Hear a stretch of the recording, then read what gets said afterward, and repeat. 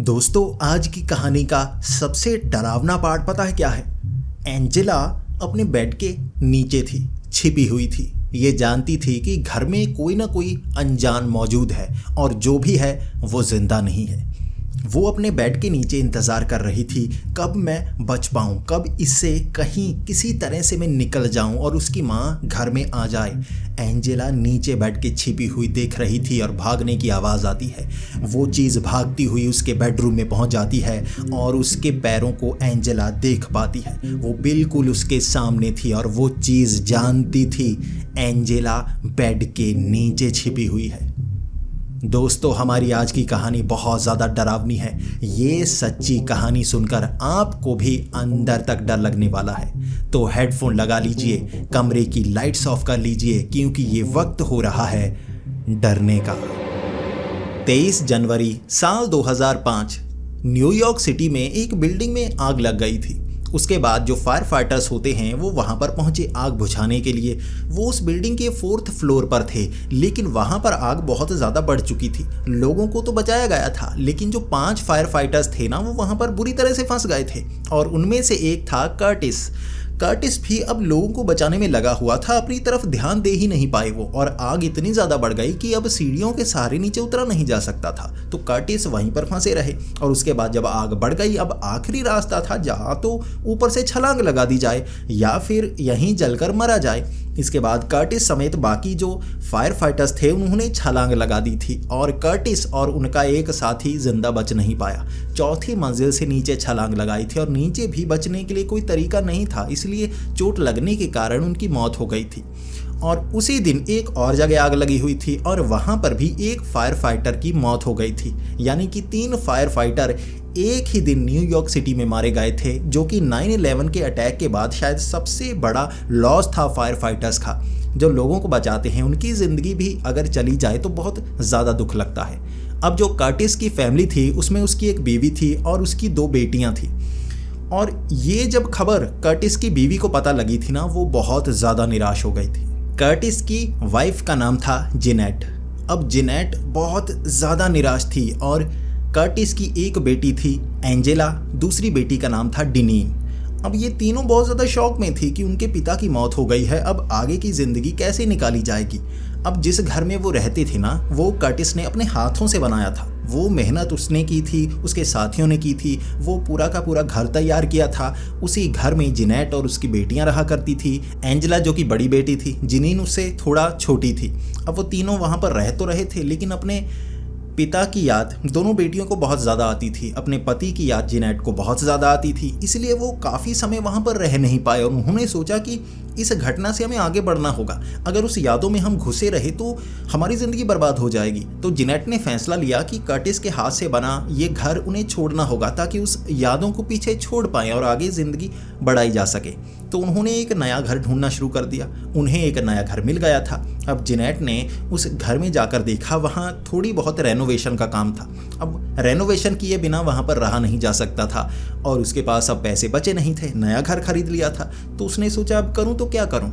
लेकिन जो कर्टिस थे ना, जो फायर फाइटर थे, उसके जो साथी थे बहुत ज़्यादा अच्छे थे। जब उन्हें ये पता लगा कि कर्टिस की जो बीवी है बेचारी कहीं पर नया घर खरीदा है, उस ज़िंदगी से निकलना चाहती है, वो वहाँ पर पहुँच गए। उन्होंने कहा कि इस घर की रेनोवेशन का काम हम कर देंगे, आपको चिंता करने की कोई ज़रूरत नहीं है। उन्होंने रेनोवेशन का काम शुरू कर दिया। बाहर से कुछ टूटा था, वहाँ पर वो अपने पैसे से ठीक करवा रहे, अपनी मेहनत लगा रहे, एनर्जी लगा रहे। 15-20 दिन उन्होंने लगाए, वहाँ पर पेंट किया, सब कुछ किया, उस पुराने घर को नया घर बना दिया। और जेनेट बहुत ज़्यादा खुश थी। फायर फाइटर जो कर्टिस के दोस्त थे वो भी काफ़ी ज़्यादा खुश थे कि कर्टिस अपनी फैमिली के लिए इतना कुछ करता था। वो जा चुका है, अब उसकी फैमिली के हम भी एक तरह मेंबर हैं, अब मदद हम करेंगे।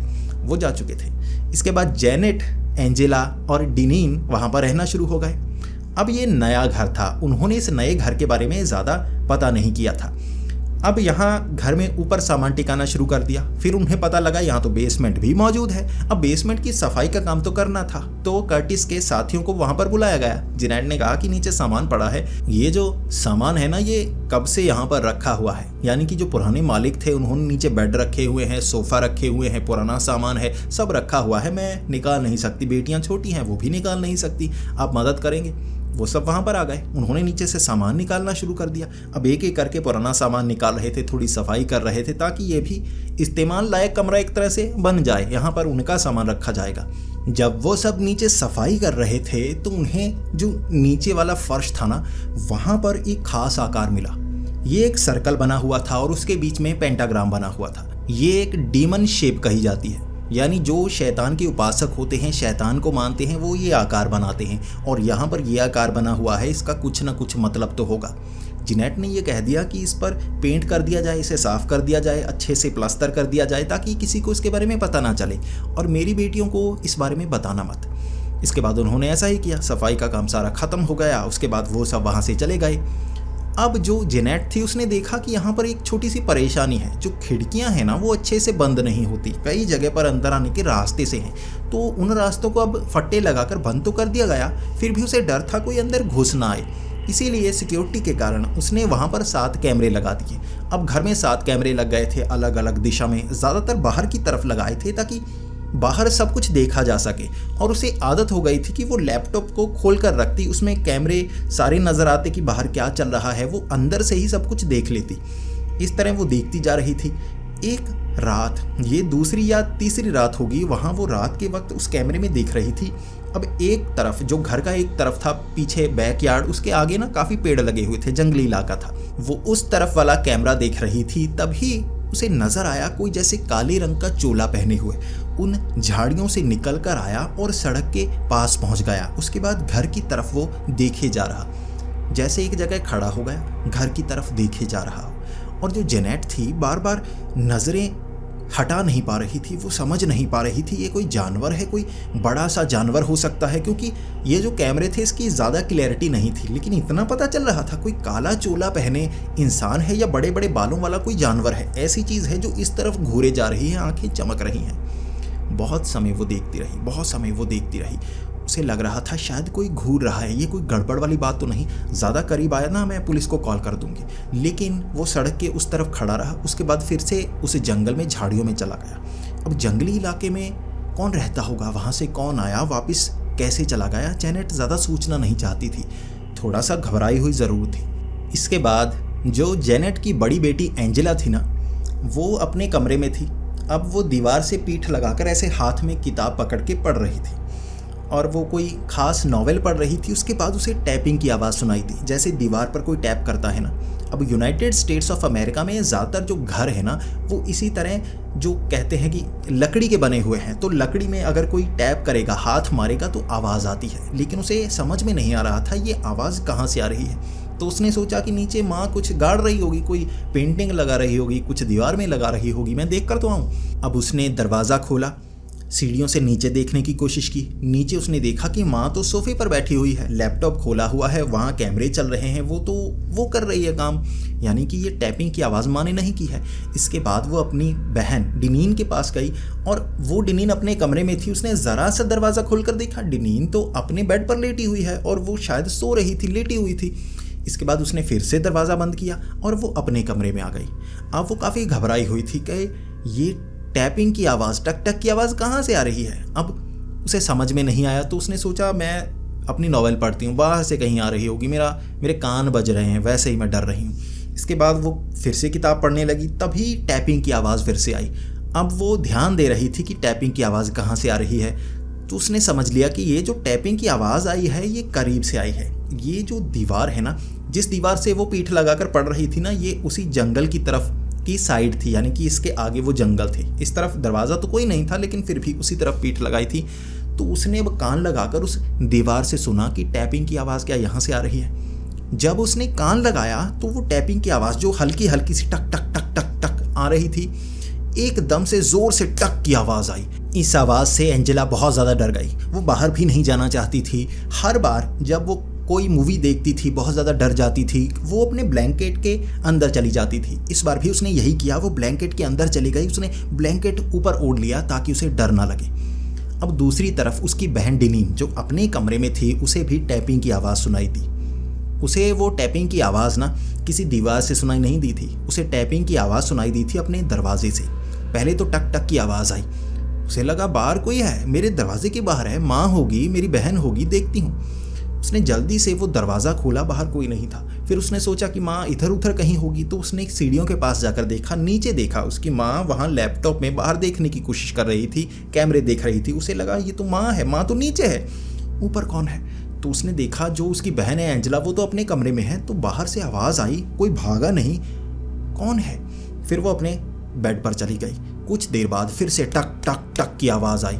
ये आवाज़ सुनकर वो जल्दी से भागी। उसने दरवाज़ा खोला, बाहर देखा कोई नहीं, कोई भाग ही नहीं सकता था। वो इतनी तेज़ जाकर दरवाज़ा खोली थी, कोई भाग नहीं सकता था। यह आवाज़ कैसे, जो है घर के अंदर है और नज़र नहीं आ रहा। ये उसके दिमाग में घूमने लगा। अब ऐसे ख्याल आए, वो डरी, सीधा भागी। वो तो एंजेला से भी ज़्यादा छोटी थी, वो भी ऐसी हरकतें करती थी। वो सीधा बेड पर गई, जल्दी से ब्लैंकेट ओढ़ लिया, बहुत ज़्यादा डरी हुई थी। उसने सोचा कुछ ना कुछ चीज़ है, ये मुझे पकड़ लेगी, मैं बेड पर चली जाती हूँ, ये जो ब्लैंकेट है ये ओढ़ लेती हूँ, मुझे कुछ नहीं होगा। इस तरह दोनों बहनों की वो रात गुजरी थी। और इसके बाद अगली सुबह वो किचन में थे। अब थोड़ा बहुत दोनों बहनें काम किया करती थी माँ के साथ। अब वो कुछ सब्जियां काट रही थी, तभी दोनों बहनें आपस में बात करने लगी। अब एंजेला ने अपने बारे टैपिंग वाली बात बताई और वहाँ पर डिनीन ने अपनी घटना के बारे में बताया। अब दोनों की बातें जब एक दूसरे को पता चल रही थी ना, दोनों कह रही थी मुझे भी सुनाई दी, मुझे भी सुनाई दी। अब दोनों बहनें आपस में बात कर रही थी तो जेनेट ने भी सुना कि किस इंटेंस चीज़ पर बात कर रही हैं। तो उन्होंने माँ को भी बताया कि ऐसे ऐसे हुआ, घर में कुछ गड़बड़ है, यहाँ पर कोई भूत प्रेत है। अब जेनेट ने कहा कि नया तो घर लिया है, अब यहाँ कौन सा भूत प्रेत है, ऐसे डरने वाली बात नहीं है, तुम्हारे ख्याल आ रहे हैं, इसीलिए इस चीज़ से तुम डरो मत, जितना डरोगी उतनी ज़्यादा तुम्हें घबराहट होगी, इसलिए इस बात को सोचो मत। जेनेट ने ये कह दिया था। लेकिन जेनेट भी कुछ सोच रही थी कि वो काले चोले वाली चीज़ क्या थी। अब दोनों बहनों के साथ ये हुआ था और माँ के साथ भी एक छोटी सी घटना हुई थी। तीनों के अंदर थोड़ी सी घबराहट तो थी, लेकिन अब कर क्या सकते थे, उनके सारे पैसे इस घर को खरीदने में लग गए थे। इसके बाद दोनों बहनें जब बाहर आसपास बैकयार्ड में या बाहर इलाके में घूम रही होती, वहाँ पर उन्हें एक खास डिज़ाइन मिल रहे थे, सर्कल के अंदर ऐसा पेंटाग्राम। उन्हें भी वैसा ही शैतानी निशान कई जगह दिख रहा था और कई जगह उन्होंने साफ कर दिया ताकि माँ को ना पता चले। अब माँ बता चुकी थी कि कैसी मजबूरी है, उन्होंने सारे पैसे लगाकर इस घर को ख़रीदा है, इस घर को छोड़ा नहीं जा सकता, बहुत ज़्यादा मजबूरी है, क्या करें। इस तरह अब वो दोनों बहनों ने सोचा कि माँ को नहीं बताएंगे, अब माँ बहुत ज़्यादा घबरा जाएगी, अब ऐसे निशान दिखे ना तो माँ को घबराहट होगी, फिर माँ अपनी मजबूरी बताएगी और हमारा रोना निकल जाएगा। तो उन बहनों ने सोचा कि इस जो निशान है ना, इस साफ़ कर देंगे, मिट्टी पर बने हुए हैं ना, पत्थर पर बने हुए हैं और निशान ख़राब कर देंगे, अब किसी को पता नहीं चलेगा। दोनों बहनों ने ऐसा ही किया, वहाँ जो निशान थे उसे साफ़ कर दिया। इस तरह उनके दिन अब आगे निकल रहे थे, लेकिन कुछ डरावने एहसास हो रहे थे। इसके कुछ दिनों बाद जो एंजेला थी वो घर में अकेली थी और सोच रही थी कि घर का कोई ना कोई छोटा मोटा काम करती हूँ। तो उसने सोचा फ्रिज को ही साफ़ करती हूँ। वो फ्रिज को साफ़ करने में लग गई।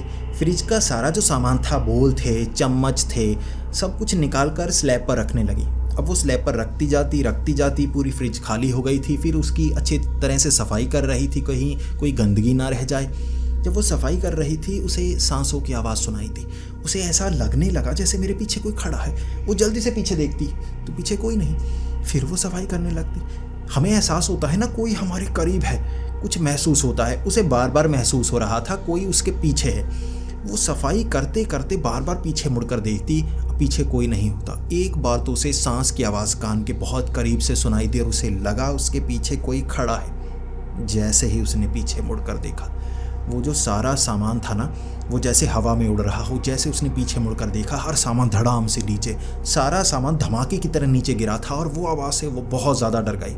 वो इतनी ज़्यादा डर गई थी कि वो क्या करती, सफाई छोड़ी उसने, वो भागी अपने बेडरूम की तरफ। जैसे उसकी आदत थी, इस चीज़ से वो डर जाती थी, वो अपने बेड के आसपास चली जाती थी, ब्लैंकेट के अंदर। अब वो इतनी डरी थी, वो ब्लैंकेट के अंदर नहीं गई थी, अपने बेडरूम के कॉर्नर में जाकर चिपक गई थी।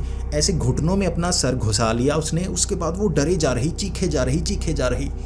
कुछ समय बाद जेनेट आई, जो कि बाहर से सामान लेने के लिए गई हुई थी, उसकी माँ। वो जैसे ही घर पहुंची, उसे अपनी बेटी की चीखने की आवाज़ें सुनाई दी। वो समझ गई कुछ ना कुछ गड़बड़ है, मेरी बेटी कहाँ पर है। वो ढूंढना शुरू हो गई, मेरी बेटी कहाँ है, कहीं घर पर कोई घुस तो नहीं आया, उसे मार तो नहीं रहा। वो भागी, ढूंढ रही। फिर उसे आवाज़ सुनाई दी, ऊपर से आ रही है। वो भागी सीधा एंजेला के रूम की तरफ। उसने देखा एंजेला कोने में बैठी रो रही है और उसने माँ को देखा, माँ से लिपट गई। अब जो जेनेट थी वो घबराई हुई, उसने हाथ में वो चीज़ पकड़ ली। उसके बाद पास में पड़ी हुई कोई बेसबॉल का बैट था, ऐसी कोई चीज़ पकड़ी ताकि मैं किसी को मारूं, घर में कोई है। अब जो एंजेला थी वो बताने लायक नहीं थी, इतनी ज़्यादा डरी हुई थी। उसने कहा घर में कोई है, घर में कोई है। अब वो ये कह रही, जो जेनेट थी वो घर में ढूंढना शुरू हो गई, पूरा घर चेक किया, घर में कोई नहीं। फिर वो समझा रही एंजेला को, क्या हुआ, किसे देखा? तो उसने सब कुछ बताया, ऐसे मैं सफाई कर रही थी, सामान गिरा, कोई भूत है। अब जो जेनेट थी वो समझाने की कोशिश कर रही, नहीं ऐसा हो ही नहीं सकता, कोई घर में घुसा होगा बाहर से। फिर उसने जो कैमरे इंस्टॉल किए थे, कैमरे की फुटेज चेक करने लगी, पिछले 1 घंटे में कौन कौन घर में आया। पूरी तरह से फुटेज चेक की, कोई घर बाहर से घर में आया नहीं था, घर पूरा चेक कर लिया था, घर में कोई मौजूद नहीं है। फिर वो एंजेला को समझाने लगी कि कोई बाहर से तो आया नहीं, तो वैसे ही डर रही है। अब जो एंजेला थी वो बता रही थी, नहीं इस घर में कोई ना कोई परेशानी है। अब जेनेट मान नहीं रही थी। जेनेट ने फिर से अपनी मजबूरियां सुनानी शुरू कर दी कि इस घर को खरीदा है, बड़ी मुश्किल से खरीदा है, यहाँ से हम नहीं जा सकते, समझो ये जो तुम दिमाग में ख्याली पुलाव बना रही हो उसे दिमाग से बाहर निकालने की कोशिश करो। अब जो एंजेला थी बहुत ज़्यादा डरी हुई थी, उसका मानना था कि घर में कोई है, या ये भूत है या कोई छिप कर रहता है और बाहर निकलता है। अब इस बात को जो जेनेट थी उसने भी सोचा, तो उसने पुलिस वालों को कंप्लेंट कर दी। एक क्रू मेंबर वहाँ पर आए, वो चेक करने लगे कहीं घर में कोई छुपा हुआ तो नहीं है। उन्होंने चेक किया, जो कुछ दीवारें थी वो टूटी हुई थी, उन्हें लगा उस दीवारों के पीछे से कोई रास्ता तो नहीं। ऐसे ही एक दीवार को उन्होंने छीलने की कोशिश की, वहाँ पर उन्हें एक डायरी मिली, एक पुराना जर्नल सा था जिसे जैसे चमड़े से बनाया हुआ था, उस पर जैसे लपेटा हुआ था कुछ जिससे वो बंद रहे। अब वो उन्होंने जेनेट को दे दी और कहा कि ये चीज़ मिली है और तो कुछ मिला नहीं, यहाँ से बाहर निकलने का, अंदर आने का कोई रास्ता नहीं है, शायद लड़की को भ्रम हुआ है। ये कहकर वो चले गए। अब वो डायरी जेनेट पढ़ने लगी। वो 1927 की डायरी थी, जब ये घर बना था, ये घर इतना पुराना था। अब ये किसी क्रिस्टीन नाम की लड़की ने ये डायरी में लिखा हुआ था, उसमें पेंटाग्राम, वैसे ही निशान डरावने जो डीमन को मानने वाले निशान होते हैं वैसे निशान थे। उसके बाद इसके बारे में लिखा हुआ था और बेसमेंट के बारे में बताया गया कि इस घर को कब बनाया गया, क्यों बनाया गया। इसकी जो बेसमेंट थी ना, इसलिए बनाई गई थी वहाँ पर रिचुअल किए जा सके, वहाँ पर जानवरों को, इंसानों को मारा जाता था, उनकी बलि दी जाती थी और ये शैतान को खुश करने के लिए की जाती थी। अब ये पढ़ती गई जेनेट, पढ़ती गई। अब वो बहुत ज़्यादा डरने लगी थी कि इस घर में ये सब होता था, ये पता होता तो ये घर खरीदती ही नहीं। अब नीचे बेसमेंट में जो निशान बने हैं इसीलिए बने हुए हैं, वो पत्थरों को खरोंच कर वो निशान बनाए गए थे, वहाँ पर बलि दी जाती थी और सीढ़ियों के नीचे बेसमेंट में ये सब किया जाता था। ये पढ़कर उसे बहुत ज़्यादा डर लगा था। उसने वो जर्नल ऐसे ही बाहर फेंक दी थी। उसे पता लग गया था उसमें क्या लिखा है, इस घर की पूरी हिस्ट्री से पता लग गई थी, कैसे कैसे जानवरों को मारा गया, इंसानों को मारा गया, वो जान चुकी थी। अब कर कुछ नहीं सकती थी। अब इसके कुछ दिनों बाद जो एंजेला थी वो कानों में हेडफोन लगाकर अपने बेडरूम में लेटी हुई थी, वो गाने सुन रही थी। अब उसकी बहन अपने कमरे में थी, अब जो उसकी माँ थी वो नीचे किचन में काम कर रही थी। अब जो एंजेला थी हेडफोन लगाकर आराम से बेड पर लेटी हुई, तभी उसे लगा जैसे किसी ने उसका नाम पुकारा हो। उसने हेडफोन उतारे, उसे लगा उसकी माँ ने बुलाया होगा, नीचे कोई काम होगा। वो जल्दी से माँ के करीब गई, वो देखने लगी क्या आपने बुलाया है? माँ ने कहा नहीं, मैंने तो बुलाया नहीं। तो वो दोबारा ऊपर चढ़ी, वो कहने लगी माँ ने तो बुलाया नहीं, तो किसने आवाज़ लगाई थी? फिर वो देखने लगी दरवाज़ा खोलकर, जो उसकी बहन डिनीन थी वो बाथरूम में नहा रही थी। आवाज़ आ रही थी शावर चलने की, तो उसे लगा मेरी बहन भी नहा रही है, तो ये आवाज़ लगाई तो किसने लगाई? क्या मुझे वैसे ही भ्रम हुआ क्योंकि गाने लगाए हुए थे, शायद मेरे कान बजे होंगे। फिर वो अपने बेडरूम में आ गई। दोबारा वो हेडफोन थे ना कान में लगाने ही वाली थी, तभी उसे एक आवाज़ सुनाई दी, डिनीन के पास जाओ।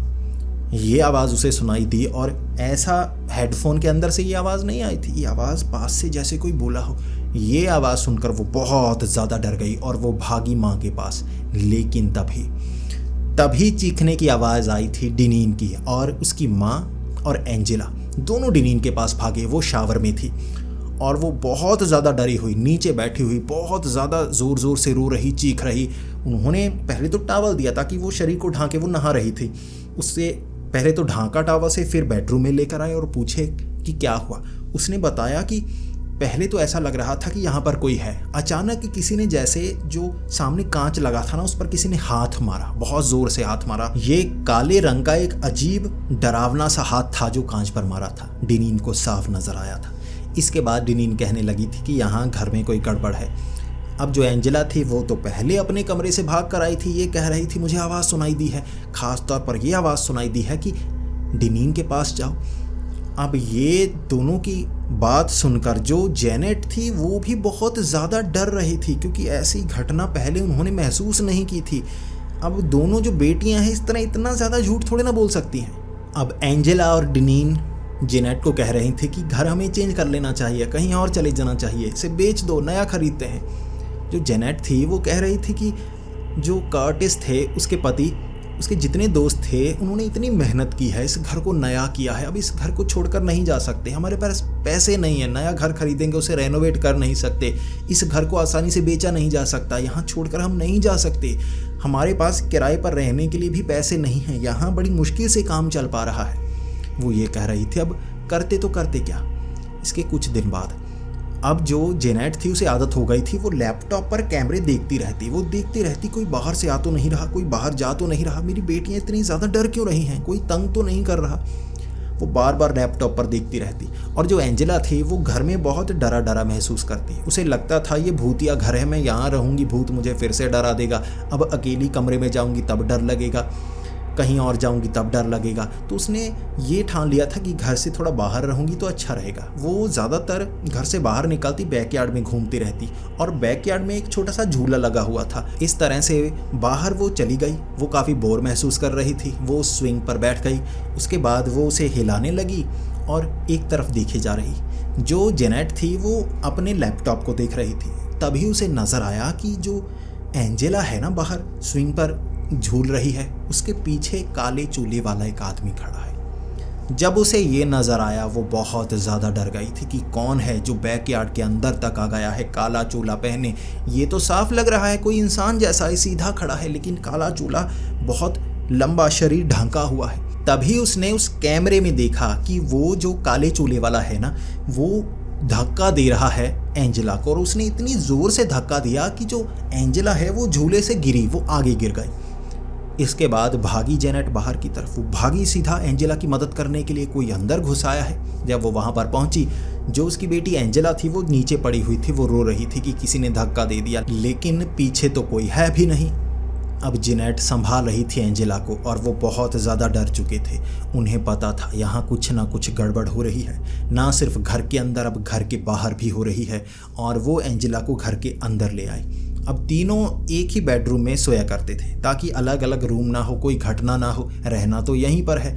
अब देखते हैं ये सच में घटना हो रही है या कोई है यहाँ पर जो परेशान कर रहा है, क्या है समझ में नहीं आ रहा। तो एक बेडरूम में तीनों सोया करती थी। अब कुछ दिनों तक यही सब वो करते रहे। बाहर से कुछ आवाज़ तो आती, वो डरते लेकिन अपने कमरे से बाहर नहीं निकलते।